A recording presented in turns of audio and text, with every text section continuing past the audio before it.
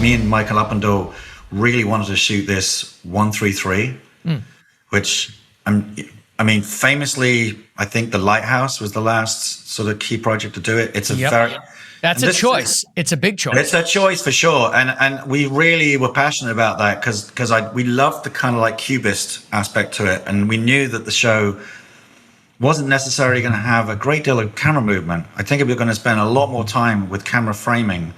And when we did do camera movement, it was always going to be linear to any movement. So if somebody walked from a space to space, we would track linear with maybe little moves in here and there. But we pitched 133 studio. They didn't go for it. So we came back with a second pitch, which was between Academy and 133, which is 166. Now 166 is it's like almost the original European Academy. So a lot of European movies shot in 166. And so we had to go back to the studio and pitch. This is the funny story. We had to go back to the studio and pitch. So I did a ton of research and I was being very kind of like, oh yeah, I found a great example. Virgin Suicides, that really arty movie. Yeah. Beautifully shot. And Mike was like, I think we need to go to them with like something that's bankable, you know, something that has made some money. And this is another really bizarre reference. But he came back to me the day later. He says, I've been down the rabbit hole and I've come back out. And Toy Story shot on 166. No way.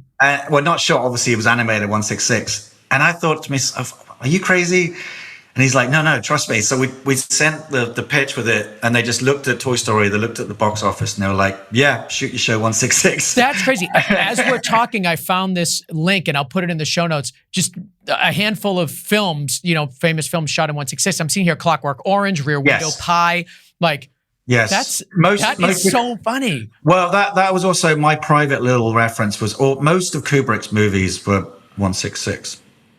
So, well, what does it do? I guess, like, what is the feeling you get from 166? Because you don't notice it as much. A 133, you're going to notice. I mean, you watch The Lighthouse and you're like, okay, this is. I mean, I noticed this, but the 166 you don't. What is it about it?